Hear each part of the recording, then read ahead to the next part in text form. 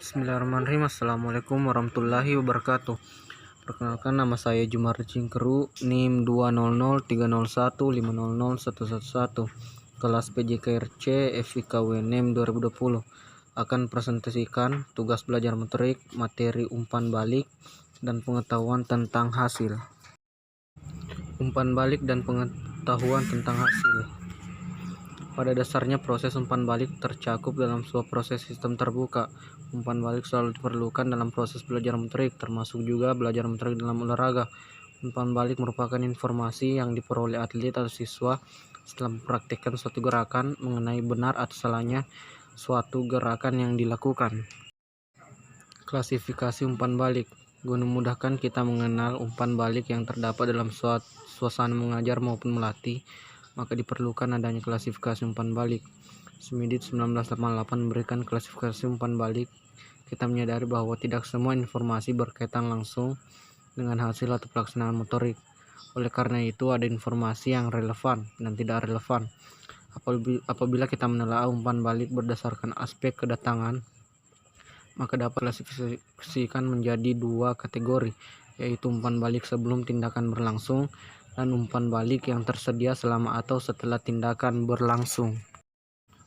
Umpan balik yang dihasilkan oleh gerakan yang telah dilakukan sebagai hasil gerakan dapat dibagi menjadi dua kategori, yaitu umpan balik intrinsik. Seorang akan memperoleh informasi tentang beberapa aspek mengenai gerakannya sendiri melalui beberapa saluran informasi.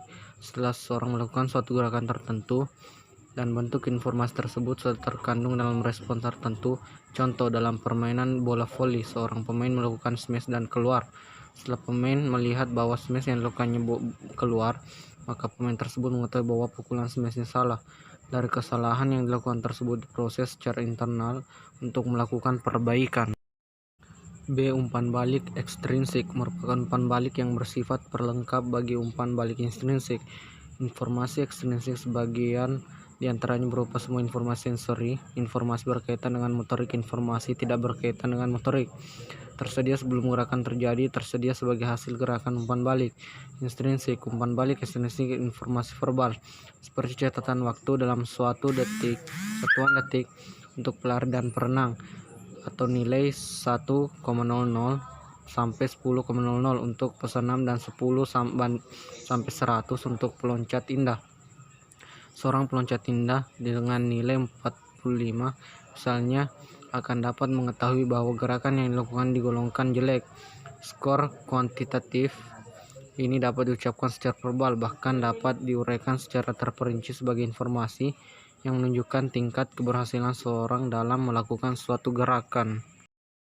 Smith 1988 mengungkapkan bahwa ada beberapa dimensi umpan balik. Umpan balik seketika disampaikan pada saat gerakan tersebut masih dilakukan.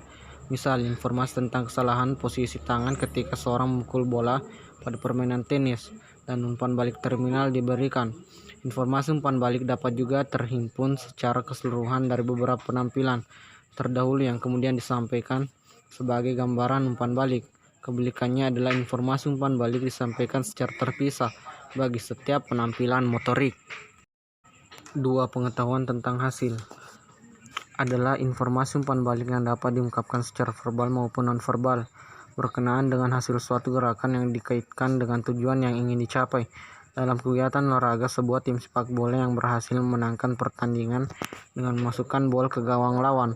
Tim tersebut mendapatkan sanjungan dari pelatih, kawan bermain maupun para penonton. Merupakan salah satu contoh pengetahuan tentang hasil. Dengan keberhasilan tim tersebut memenuhi tujuan yang ingin dicapai untuk memenangkan pertandingan. 3. Pengetahuan tentang penampilan diartikan sebagai informasi umpan balik yang berkenaan dengan pola gerak yang telah dilakukan oleh seseorang. Bagi seorang guru atau pelatih, pengetahuan tentang penampilan merupakan salah satu bentuk umpan balik dalam rangka memperbaiki kesalahan pola gerak untuk mencapai hasil yang lebih baik. Contoh yang dapat dikemukakan adalah seorang siswa yang melakukan roll ke depan pada mata pelajaran senam, tapi tidak mendekatkan dagu ke dada, sehingga pada saat melakukan roll bukan punggung yang menempel ke matras, tetapi kepala bagian belakang. Seorang peloncat indah yang sedang melakukan loncatan dari papan 3 meter dengan salto ke belakang, pada saat mengambil awalan tumpuan kaki terlalu ke ujung yang mengakibatkan pengambilan awalan yang kurang bagus dan berpengaruh pada hasil yang dicapai. Fungsi umpan balik. Sebagian besar para ahli sepakat bahwa manajemen umpan balik yang baik akan memperlancar proses belajar. Sejalan dengan pandangan tersebut, umpan balik memiliki fungsi antara lain: A. Sebagai motivator. Informasi tentang hasil dan informasi tentang penampilan dapat memainkan peran penting sebagai pendorong yang kuat untuk memacu melaksanakan kegiatan. Dan ini berarti umpan balik yang diberikan merupakan motivator bagi siswa atau atlet untuk meningkatkan kualitas dan frekuensi kegiatan yang telah dilakukan. B. Sebagai bimbingan. Umpan balik dapat berfungsi sebagai bimbingan bagi siswa atau atlet berdasarkan informasi yang masuk akan diketahui gerakan yang benar dan yang salah. Gerakan-gerakan yang salah itulah yang perlu diperbaiki dan dibenarkan. Dengan demikian, pengetahuan tentang hasil berfungsi sebagai pengaruh mengenai apa yang harus dilakukan pada langkah berikutnya untuk penyempurnaan. Dan hal ini selaras dengan pendapat Adams yang menyatakan bahwa pengetahuan tentang penampilan berperan sebagai bimbingan yang menemukan subjek agar semakin mendekati sasaran, sehingga sebuah rujukan gerak yang benar menjadi terbentuk. Sekian presentasi dari saya, kurang lebihnya mohon dimaafkan. Wabillahi taufiq wal hidayah. Wassalamualaikum warahmatullahi wabarakatuh.